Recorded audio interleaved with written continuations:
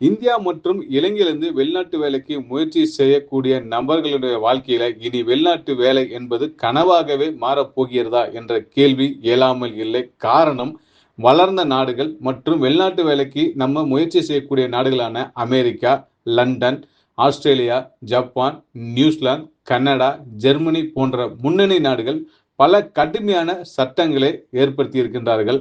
இதன் விளைவாக இனி வெளிநாட்டு வேலை என்பது குதிரை கொம்பாக மாறப்போகிறது என்பதில் மாற்று கருத்து கிடையாது. எதனால் இந்த கடுமையான சட்டத்தை ஏற்றினார்கள் என்று பார்க்கும் பொழுது அவங்க வைக்கக்கூடிய மிக முக்கியமான சில குற்றச்சாட்டுகள், அதாவது வெளிநாட்டிலிருந்து வரக்கூடிய நபர்களால் உள்நாட்டில் இருக்கக்கூடிய நபர்களுக்கு போதுமான வேலை வாய்ப்பு கிடைப்பது இல்லை என்பதை முதல் குற்றச்சாட்டாக வச்சிருக்காங்க.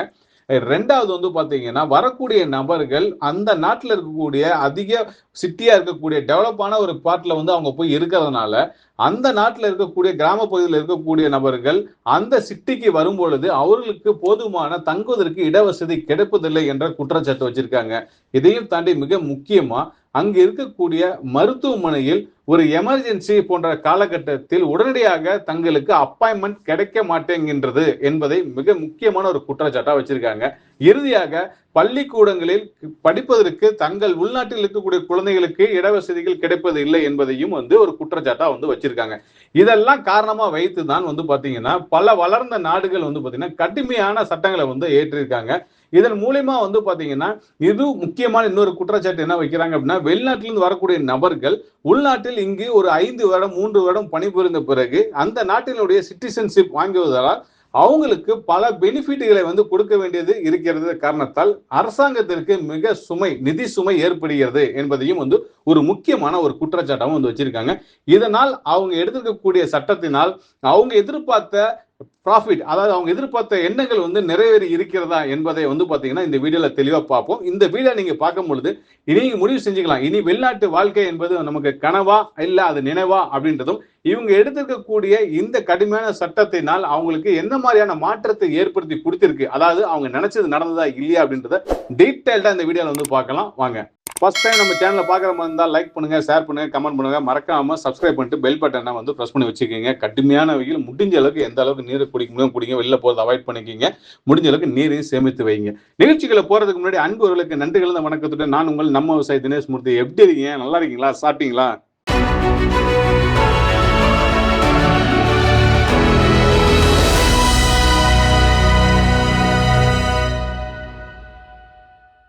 ஃபர்ஸ்ட் நம்ம பார்க்கக்கூடிய நாடு ஜப்பானுங்க. ஸோ ஜப்பான் பார்த்தீங்கன்னா கடுமையான ஒரு நடைமுறையை கொண்டு வந்தாங்க. அதாவது வெளிநாட்டு நபர்களை உள்ள பணி அமர்த்தக்கூடாது அப்படின்றதும், அப்படி வர மாதிரி இருந்தால் பல்வேறு கட்டுப்பாடுகள் வச்சாங்க. அதில் குறிப்பாக ஒரு 10 பேர் வந்த இடத்துல 2 பேர் தான் வர முடிஞ்சது, 8 பேர் வர முடியல. இந்த சூழ்நிலையினால அவங்களுக்கு சாதகமான ஒரு நிகழ்வு நடந்துச்சான்னு கேட்டிங்கன்னா அங்கே ஒரு உண்மையை சொல்லணும், நிச்சயமா இல்லவே இல்லைங்க. இந்த நாடு மட்டும் கிடையாது, நம்ம சொல்லக்கூடிய நாடுகளில் என்ன மாதிரியான செயல் திட்டங்களை முன்னெடுத்தாங்க, அதனால அவங்களுக்கு ஏற்பட்ட இழப்புகள் என்ன அப்படின்றத பார்க்கலாம். ஃபர்ஸ்ட் ஜப்பான் எடுத்துக்கிட்டீங்க அப்படின்னா, அதாவது OECD 2025 ரிப்போர்ட்ல ஜப்பானோட ரியல் ஜிடிபி பார்த்தீங்கன்னா, அதாவது 1990 2022 பார்த்தீங்கன்னா ஆவரேஜா 0.8% மட்டுமே க்ரோ ஆயிருக்குங்க. G7ல இருக்கக்கூடிய நாடுகள்ல 2வது லோயஸ்ட் ஒர்க்கிங் ஏஜ் பாப்புலேஷன் இருக்கக்கூடிய ஒரு நாடு அப்படின்னா அது ஜப்பான் மட்டும்தான். அதாவது 0.46% பார்த்தீங்கன்னா பர் இயருக்கு டிக்ளைன். ஆக்ஸ்போர்ட் எக்கனாமிக்ஸ் ஜனவரி 2026 ரிப்போர்ட்ல ஜப்பானோட ஒர்க்கிங் ஏஜ் பாப்புலேஷன் 2035ல 8% ஸ்ரிங்க் ஆகும் அப்படின்றதும், 2045ல 15% ஸ்ரிங்க் ஆகும் அப்படின்றது குறிப்பிட்டிருக்காங்க. பாப்புலேஷன்ல 2008ல 128 மில்லியன் பீக் ஆச்சு. 2023 இருந்து 2024ல அது அப்படியே குறைஞ்சிக்கிட்டே வந்துருச்சுங்க. 2023 இருந்து 2050க்கு இடையில 19 மில்லியன் ஒர்க்கிங் ஏஜ் பீப்புளா ஜப்பான்ல இருக்கும் அப்படின்றது கொடுத்துருக்காங்க. அதாவது பாத்தீங்கன்னா வயதானவர்கள் பாத்தீங்கன்னா 80 வயசுக்கு மேல பாப்புலேஷன்ல, அதாவது 10ல ஒருத்தர் இருப்பாங்க அப்படின்றத இங்க குறிப்பிட்டு வச்சிருக்காங்க. ஸோ இந்த அளவுக்கு பாத்தீங்கன்னா இவங்களோட அந்த ஏஜ் பெரிய ஹிட் ஆகிறதுனால இங்க வாய்ப்புகளை கொடுத்துதான் ஆகணும் அப்படின்ற ஒரு நிலைமைக்கு வந்துட்டாங்க. அதாவது முன்னாடி தடுத்தாங்க, ஆனா இப்ப வேற வழியே இல்லை அப்படின்றத கொண்டு வந்துட்டாங்க. 2024 மட்டும் 3,40,000 ஃபாரின் ஒர்க்கர்ஸ் பாத்தீங்கன்னா என்டர் ஆயிருக்காங்க அப்படின்றத இங்க சொல்றாங்க. இது இன்னும் அதிகமா ஆகும் அப்படின்றத சொல்றாங்க. இப்ப என்ன சொல்றாங்க அப்படின்னா, PM கிஸ்தா அப்படின்ற ஒரு விஷயத்த மென்ஷன் பண்றாங்க. அதுல 7.6 பில்லியன் பாத்தீங்கன்னா ஒர்க்கர் வந்து ட்ரைனிங் ஆவாங்க அப்படின்றத வந்து சொல்றாங்க. அதாவது உள்ள வந்து இந்த கேப்பை ஃபில்ஃபில் பண்றதுக்கு வெளிநாட்டு நபர்களை தவிர வேறு வழியே இல்லை அப்படின்ற ஒரு முடிவுக்கு வந்து வந்துட்டாங்க. அதுலயும் குறிப்பா வந்து பாத்தீங்கன்னா இந்தியாவோட பல ஒப்பந்தங்கள்லாம் இப்ப வந்து கொண்டு வந்துட்டு இருக்காங்க. குறிப்பா நர்ஸ், கேர் கிவர்ஸ், ஐடி ஒர்க்கர்ஸ்க்குலாம் வந்து பாத்தீங்கன்னா அதிகமான ஆப்பர்ச்சுனிட்டி கொடுக்கறதுக்கான ஒரு விஷயத்தை கொண்டு வந்திருக்காங்க. இவங்க பொதுவா வந்து எந்த இடத்துல வந்து அதிக கண்டிஷன்ஸ் வச்சாங்கன்னா, ஜப்பான் மொழி முக்கியம் அப்படின்னு சொன்ன இவங்க மொழியை நாங்க இப்ப கத்து தரோம் அப்படின்ற அளவுக்கு வந்துட்டாங்க. மொழியை கத்து கொடுக்குறோம், கத்து கொடுத்து வேலையும் கொடுக்குறோம்னு சொல்லிட்டாங்க. சில வேலைகளுக்கு லாங்குவேஜ் இல்லைனாலும் உங்களுக்கு வாய்ப்புகள் கொடுக்கப்படும் என்பதையும் வந்து பாத்தீங்கன்னா குறிப்பிட்டிருக்காங்க. அடுத்தது வந்து சவுத் கொரியாங்க. சவுத் கொரியா பத்தி நம்ம சொல்லணும் அப்படின்னா, இந்த நாட்டுல வந்து நான் கேள்விப்பட்டது வந்து இங்க இருக்கக்கூடிய நம்மளோட நேயர்கள் நம்மகிட்ட வந்து ஷேர் பண்ண டீடைல்ஸ் என்ன அப்படின்னா, இப்ப இந்த நாட்டுக்குள்ள உள்ள வந்துட்டீங்கன்னு வச்சுக்கங்களேன், அதாவது வந்து இந்த அகதி விசா மூலியமா எல்லாம் இங்க உள்ள போறதுக்கான வாய்ப்பெல்லாம் ஏற்படுத்தி குடுக்குறாங்க நெறைய ஏஜென்சி வந்து. ஸோ அந்த மாரி போகக்கூடிய நபர்கள் உள்ள இறங்குன அடுத்த நாளே வந்து வேலைக்கு போயிருவாங்களாம். எப்படின்னு கேட்டா, நம்ம ஊர்ல கொளுத்து வேலைக்கெல்லாம் வந்து பார்த்தீங்கன்னா, ஒரு இடத்துல நிப்பாங்க. ஒரு வண்டி வரும். நீங்க வந்து சித்தாள் வேலைக்கு வாங்க, கொத்தனார் வேலைக்கு வாங்க, ஜல்லியல்ல போவாங்க, வாங்க மண்ணள்ளி போடணும் வாங்க அப்படின்னுவாங்க.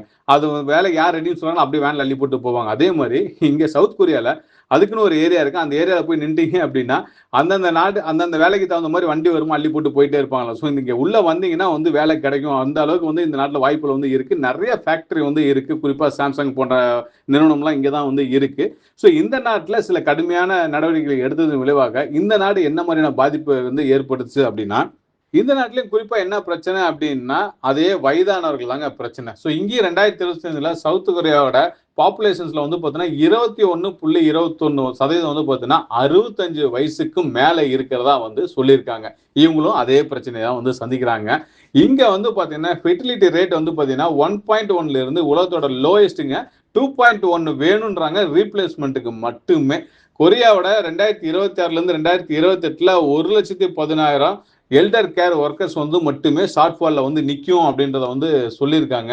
இவங்க வந்து கிட்டத்தட்ட 200 மில்லியன் வந்து செலவு பண்ணியிருக்காங்க. ஆனால் வந்து எல்லாமே வந்து அவங்களுக்கு ஃபெயிலியர் தான் ஆயிருக்கு. இதனால வேற வழியே இல்லை அப்படின்ற ஒரு விஷயத்துக்கு வந்துட்டாங்க. ஸோ ஸ்கில்டு ஒர்க்கரில் வந்து பார்த்தீங்கன்னா அதிகமான வாய்ப்புகள் வந்து இருக்கிறதாகவும், அதே மாதிரி வந்து லேபர் கேட்டகரியிலும் இங்கே அதிகமான வாய்ப்புகள் வந்து இருக்கு. ஐடி, இன்ஜினியர் போன்ற துறைகளையும் வந்து பார்த்தீங்கன்னா அதிகமான வாய்ப்புகள் இருக்கு. ஸோ வேற வழி இல்லை அப்படின்றதுனால இப்போ இந்தியாவில இருந்து வந்து பார்த்தீங்கன்னா குறிப்பாக ID professionals, manufacturing workers, health care workers இவங்களுக்குலாம் வந்து பார்த்தீங்கன்னா அதிகமான வாய்ப்புல கொடுக்கறதுக்கான ஒரு வாய்ப்பை இங்க வந்து உருவாக்கி இருக்காங்க அப்படின்றத வந்து இப்ப பதிவு செய்யறாங்க. அடுத்து வந்து யூகே வந்து நான் சொல்ல வேண்டிய அவசியமே கிடையாது. பல்வேறு விஷயங்களை வந்து இங்க கொண்டு வந்து இம்ப்ளிமெண்ட் பண்ணாங்க. படிக்க வரக்கூடிய மாணவர்கள் ஃபேமிலியை கூட்டு வரக்கூடாது, ஹெல்த் கேர்ல விசா வாங்குறவங்க டிபெண்ட் வந்து கிடையாதுன்னு சொன்னது, சேலரி த்ரெஷோல்டை வந்து இன்க்ரீஸ் பண்ணது, பல்வேறு நடவடிக்கைகள் எடுத்தாங்க. இங்கேயும் இப்ப அப்படிதான் வந்து என்ன பண்றதுன்னு தெரியாம முழிச்சுக்கிட்டு உட்காந்துருக்காங்க இந்த அரசாங்கம். எந்த விஷயத்தை எப்படி கொண்டு போறது அப்படின்றதுல பல தடுமாற்றங்கள், பல பிரச்சனைகளை வந்து சந்திச்சுக்கிட்டே இருக்கிறாங்க. ஏன்னா ஏகப்பட்ட நபர்கள் இந்த நாட்டில இருந்து வெளியேறிட்டாங்க. இப்ப இவங்ககிட்டயும் ஒரு மனமாற்றம் ஏற்பட்டு இருக்கு அப்படின்றத வந்து தெளிவா சொல்ல முடியும். குறிப்பா நான் இங்க லண்டன்லயே இருக்கனால பல விஷயங்கள் வந்து நேரடியா நான் பார்த்துக்கிட்டே இருக்கேன் நானு. ஸோ இங்கேயும் மிகப்பெரிய மாற்றங்கள் வரப்போது. பல்வேறு துறைகளுக்கு வந்து பாத்தீங்கன்னா வாய்ப்புகள் வந்து மீண்டும் கொடுக்கறதுக்கான வாய்ப்புகள் வந்து இருக்கு. ஆனா அந்த நிகழ்வு என்னைக்கு நடக்குதுன்னு தெரியல. ஆனா நிச்சயமா நடக்கிறதுக்கான வாய்ப்புகள் வந்து இருக்கு. அடுத்தது வந்து நம்ம பார்க்கக்கூடிய நாடு வந்து ஜெர்மனி. யூரோப்பியன் கண்ட்ரிலே அதிக பொருளாதாரத்துல முன்னணியில் இருக்கக்கூடிய ஒரு நாடுன்னா ஜெர்மனி தான். அவங்களும் சில சட்டத்திட்டங்களை கொண்டு வந்தாங்க. எப்படி நம்ம முன்னாடி சில காரணங்களை குறிப்பிட்டோமோ அதே மாதிரியான காரணங்களை இவங்களும் வந்து முன் வச்சாங்க. அதனால வந்து பல சட்டத்திட்டங்கள் மூலியமா வந்து பார்த்தீங்கன்னா வெளிநாட்டுல இருந்து உள்நாட்டுக்கு வரக்கூடிய நபர்களோட எண்ணிக்கை வந்து குறைய ஆரம்பிச்சது. அதனால அவங்க என்ன எதிர்பார்த்தாங்களோ அது நடந்துச்சு அப்படின்னு கேட்டா இல்ல. அதனால மீண்டும் வெளிநாட்டில் இருக்கக்கூடிய நபர்களை வந்து வேலைவாய்ப்புக்காக வந்து பார்த்தீங்கன்னா தொழிலாளர்கள் வந்து பண்ணி அமர்த்தணும் அப்படின்ற ஒரு விஷயத்த வந்து பார்த்தீங்கன்னா முன் வச்சிருக்காங்க. அதனால இப்ப மீண்டும் வந்து பார்த்தீங்கன்னா ஜெர்மனில அதிகமான வாய்ப்புகள் வந்து இப்போ உருவாகிட்டே இருக்கு. இப்ப ரீசெண்ட் டேஸ்ல பார்த்திருப்பீங்க ஏகப்பட்ட ஆன்லைன் ஜாப் ஃபேர் வந்து நடந்துகிட்டே இருக்கிறதெல்லாம் நீங்க பார்த்திருப்பீங்க. அதுல சில குறிப்பிட்ட விஷயங்கள் நான் பதிவு செஞ்சிருக்கேன்.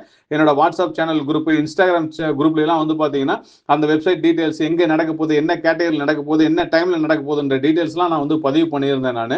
ஸோ மீண்டும் வந்து பாத்தீங்கன்னா ஜெர்மனியை டார்கெட் பண்ணக்கூடிய நபர்கள் தாராளமா வந்து நீங்க வந்து டார்கெட் பண்ணலாம் அப்படின்றத வந்து இப்ப இருக்கக்கூடிய மாற்றங்கள் மூலியமா நம்ம வந்து புரிஞ்சுக்கலாம். அடுத்தது வந்து கனடா. கனடா பத்தி உங்களுக்கு தெரியும்.